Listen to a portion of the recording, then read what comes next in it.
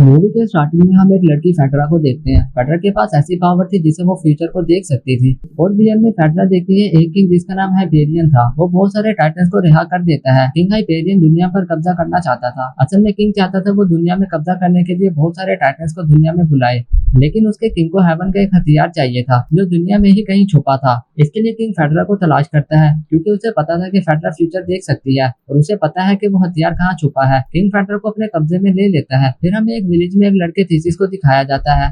वो विलेज में अपनी मदर के साथ रहता था। थीसिस को गॉड्स पर बिलीव नहीं था। वो नहीं मानता था कि गॉड्स हैं। थीसिस एक फाइटर था और विलेज के ट्रेनर ने थीसिस को ट्रेनिंग देकर बेस्ट फाइटर बनाया था। फिर हम विलेज के बेस्ट सोल्जर को देखते हैं। वो आकर सबको बताता है किंग हाइपेरियन के सोल्जर विलेज पर अटैक करना चाहते हैं। उनसे बचने के लिए सबको माउंटेन की तरफ चले जाना चाहिए। और वो सबसे कहता है कुछ लोग आज वहां चले जाएं और कुछ लोग कल। अगर हम एक साथ ही यहाँ से चले गए तो किंग के आदमियों को सब पर शक हो जाएगा। फिर हम थीसिस को देखते हैं। वो अपनी मदर के साथ अपना सामान उठाकर वहां से जा रहा था तो रास्ते में उसे एक शख्स रोक लेता है और थीसिस से कहता है तुम आज नहीं जा सकते, तुम्हारे तो फादर ही नहीं है। ये सुनकर थीसिस को उस पर गुस्सा आ जाता है और वो शख्स को पकड़कर बहुत मारता है। उस शख्स के साथी थीसिस पर अटैक करने के लिए आते हैं तो थीसिस उस शख्स को पकड़कर उसकी गर्दन पर अपनी तलवार रख देता है और उन्हें अपने करीब आने से रोकता है और कहते हैं अगर किसी ने भी कोई हरकत की तो मैं तुम्हारे साथी को मार दूंगा। तभी वहाँ कमांडर आ जाता है और थीसिस को उस शख्स को छोड़ देने का कहता है और थीसिस ना चाहते हुए भी उसे छोड़ देता है। फिर कमांडर थीसिस से कहता है तुम एक बहुत अच्छे फाइटर हो, इसलिए मैं तुम्हें अपने स्पेशल फाइटर में रखना चाहता हूँ। ये सुनकर थीसिस उसे कहता है वो शख्स मेरी मदर के खिलाफ बोल रहा था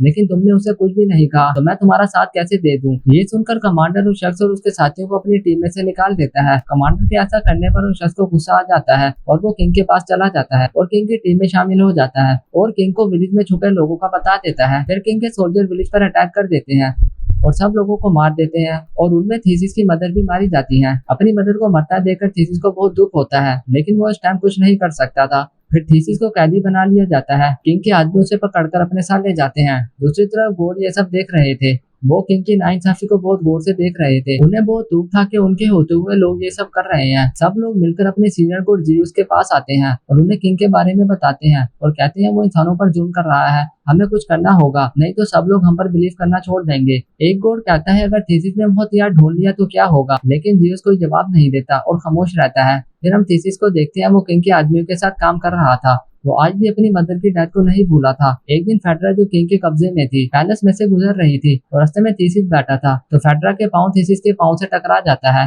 और फेडरा को वियन आते हैं। फेडरा देखती है थीसिस किंग के साथ खड़ा है और जीत का जश्न मना रहा है और थीसिस के हाथ में ही वो हथियार है।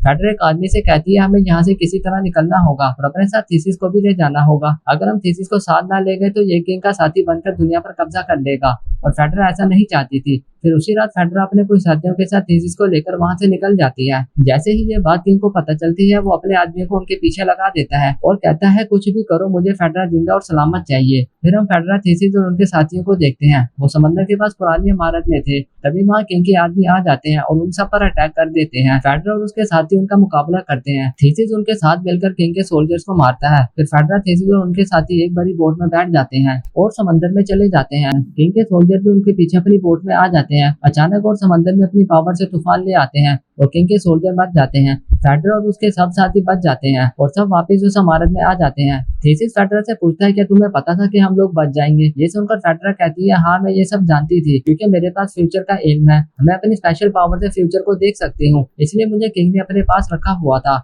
और उसके सब आदमी मुझे ही लेने आए थे। थीसिस कहता है तुम्हें ये सब पावर्स गॉड की तरफ से मिली हैं और मैं गॉड को नहीं मानता क्योंकि मेरी मदर की जब डेथ हुई उन्हें मारा गया तो गॉड ने उनकी हेल्प नहीं की। मेरी मदर गॉड्स को बहुत ज्यादा मानती थी। ये सुनकर फेडरा उसे कहती है कि तुम्हारी मदर का फ्यूनरल हुआ है। ये सुनकर थीसिस कहता है नहीं मेरी मदर का फ्यूनरल नहीं हुआ, उन्हें जब मारा गया था तो मुझे कैदी बना लिया गया था और मैं उनके लिए कुछ नहीं कर सका। फेडरा थीसिस से कहती है हमें तुम्हारी मदर का फ्यूनरल करना होगा और हम सब उस जगह पर जाएंगे जहाँ उनकी डेड बॉडी है। फिर वो सब उस जगह पर चले जाते हैं जहाँ किंग के सोल्जर ने उन पर अटैक किया था। वहाँ उन्हें थीसिस की मदर की लाश मिल जाती है।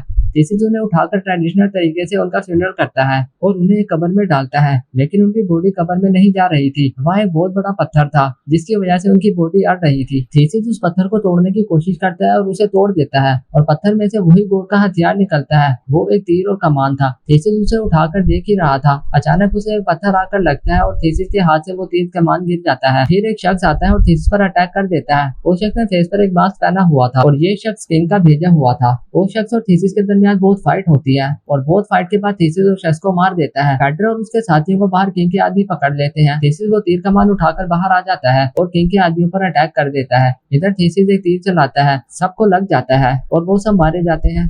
फिर हम फेड्रा और थीसिस को देखते हैं। फेड्रा उसके जख्म साफ करती है, वो बहुत ज्यादा जख्मी हो चुका था। थीसिस उसे कहता है तुम सही कहते थे, गोड बाकी होते हैं और हमें गोड्स को मानना चाहिए। फेड्रा उसे कहती है हाँ तुम्हारी मदर गोड्स को मानती थी, इसलिए हम ये सब जान पाए और हमें वो तीर कमान भी मिला है। फेड्रा अब थीसिस को लाइक करने लगी थी, लेकिन फेड्रा के पास जो पावर थी वो रिलेशनशिप में आने से खत्म हो जाती थी। फिर फेड्रा उन सबके साथ एक जगह पर जाती है। उसे अपनी सिस्टर्स के विजन आ रहे थे कि किंग ने उन्हें कैद करके रखा हुआ था। जैसे ही ये लोग वहाँ जाते हैं, फेड्रा को अपनी सिस्टर के चिल्लाने की आवाज आ रही थी। फेड्रा बहुत परेशान होती है और वो सब मिलकर फेड्रा की सिस्टर को ढूंढते हैं, लेकिन वो उन्हें नजर नहीं आती। फिर फेड्रा को एक बहुत बड़ी काऊ नजर आती है, उसके नीचे आग जल रही थी। फेड्रा की सिस्टर की आवाज उसमें से आ रही थी। वो लोग उस काऊ को गिराकर तोड़ देते हैं तो उसमें से फेड्रा की सिस्टर निकलती है। वो बहुत ज्यादा जख्मी हो चुकी थी, चलने से उनकी बॉडी का बुरा हाल था।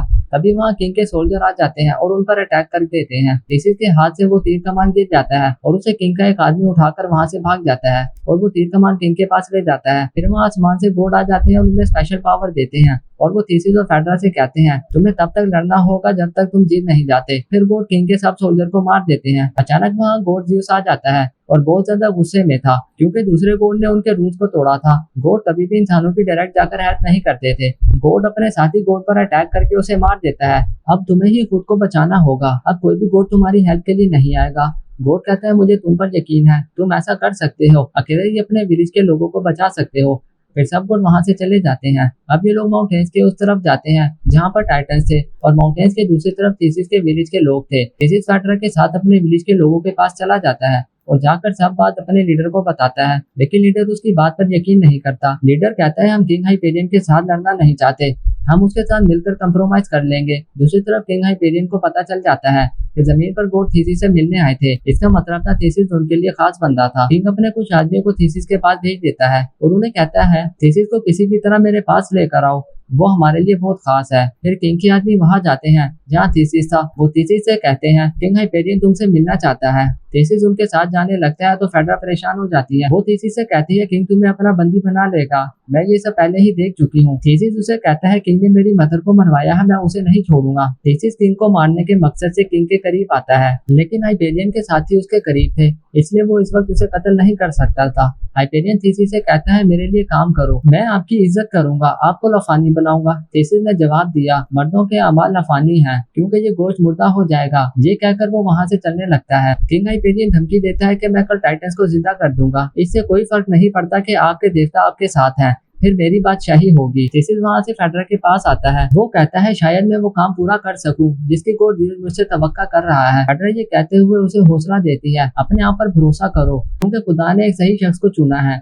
सुबह को जंग छिड़ जाती है। थीसिस के साथी लोग पहाड़ी दीवार के पीछे होते हैं, लेकिन इस दीवार में शगाफ डालना कोई मुश्किल काम नहीं था। हाइपेरियन एक तीर चलाते हैं और वो दीवार मुकम्मल तौर पर तबाह हो जाती है, जिसे तोड़ना मुश्किल था। उसे देखकर थीसिस के साथी खौफजदा हो जाते हैं। वो भागने लगते हैं, लेकिन थीसिस मौका पाकर पहुंच जाता है। वो कहता है ये बड़े बड़े मास्क पहने हुए बुज़दिल हैं, वो भी हमारी तरह इंसान है और उनकी रगों में खून दौड़ता है, दर्द भी होता है। बुज़दिल होकर सिर्फ अपने आप को छुपाते हैं और हम उनका मुकाबला करने की सलाहियत रखते हैं। थीसिस को सुनकर उनके अंदर जंग का जज्बा पैदा हो जाता है, उनका सामना करना पड़ता है और वहाँ एक खतरनाक जंग छिड़ जाती है। हाइपेरियन मुकम्मल तौर पर टाइटन्स को रिहा करने के लिए फिक्रमंद है। विलेज के लीडर ने किंग हाइपेरियन को मशवरा दिया हम मुशावरत के जरिए से मसले को हल कर सकते हैं, लेकिन हाइपेरियन ने इख्तलाफ करते हुए इन्हें मार डाला। वो जेल में पहुंच गया। वो कमान से तीर चलाते हुए टाइटन्स को रिलीज करने जा रहा है। थीसिस और इसके साथी वहां पहुंचते हैं। बहुत देर हो चुकी थी क्योंकि इसने तीर मारा था। एक जबरदस्त धमाके से तमाम लोग गिर पड़े। थीसिस के साथियों ने किंग हाइपेरियन से झुकाव पकड़ लिया, लेकिन टाइटन्स बेदर हो गए। वक्त गुजर चुका था। थीसिस के साथी ने इससे कहा तुम यहाँ से चले जाओ, मैं उनके साथ मुकाबला कर सकता हूँ, और कमान से तीर चलाने लगता है, लेकिन टाइटन उसे मार डालते हैं। फिर बहुत से गोट इंसानियत की मदद के लिए उतरते हैं क्योंकि ये उनके असूलों के मुताबिक था। टाइटन्स के बेदर होने के बाद इंसानियत की मदद के लिए उतरना था। टाइटन्स के खिलाफ इंसानियत की मदद के लिए आ सकते थे। टाइटन्स और गोट के दरमियान एक जबरदस्त जंग शुरू हो जाती है। गोट ज़्यूस इस कमान को मुस्तकबिल में इस्तेमाल से बचाने के लिए तबाह कर देता है। दूसरी तरफ थीसिस और किंग हाइपेरियन भी एक दूसरे के सामना करते हैं। हाइपेरियन थीसिस को अपने खंजर से मारकर जख्मी करता है। गोट और टाइटन्स की जंग में टाइटन्स फातेह के तौर पर नमूदार हो रहे थे। क्योंकि वो बड़ी तादाद में थे। बहुत से गोट जख्मी हो गए थे और 2 गोट मारे गए हैं। ज़ेउस अपनी ताकत का इस्तेमाल करते हुए पहाड़ को हिलाकर रख देता है। थेसिस ने हाइपेरियन के साथ लड़ते हुए जंग जीत ली और वो कामयाबी से हाइपेरियन को खत्म कर देता है।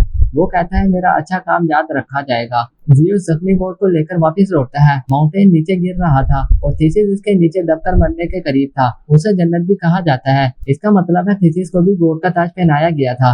ये जाहिर है कि हमेशा बुराई पर अच्छाई की फतह होती है, क्योंकि हाइपेरियन की बड़ी फौज को माउंटेन के नीचे कुचल दिया था। बहुत अरसे बाद दिखाया गया कि थेसिस की बहादुरी पर कहानी लिखी गई थी। इसकी बहादुरी याद आ गई थी। थेसिस और फेडरा का एक बेटा भी है, इसमें भी मार्स जैसी सलाहियतें हैं। वो बच्चा पेशन गोई करता है। गोट और डेविल के दरमियान एक खतरनाक जंग छिड़ रही है। अचानक वहाँ पर एक बूढ़ा आदमी नमूदार होता है जो थेसिस को जंगजू बनने के काबिल बनाता है। दरअसल वो इंस्ट्रक्टर नहीं था बल्कि ज़ेउस था, जो इंसान के बेस में वहाँ आया था। वो इस बच्चे से कहता है कि मैं तुम्हारे बाप को जानता हूँ, जो बहुत बहादुर थे, और तुम्हारा वक्त भी जल्द आने वाला है। वो बच्चा पूछता है तुम किस वक्त की बात कर रहे हो? वो कहता है बुराई के खिलाफ जंग कभी खत्म नहीं होगी। जंग जन्नत में शुरू होने वाली है और तुम्हारे बाप भी होंगे। वो आपके मुस्तकबिल के लिए लड़ेंगे। और यही इस मूवी का एंड हो जाता है।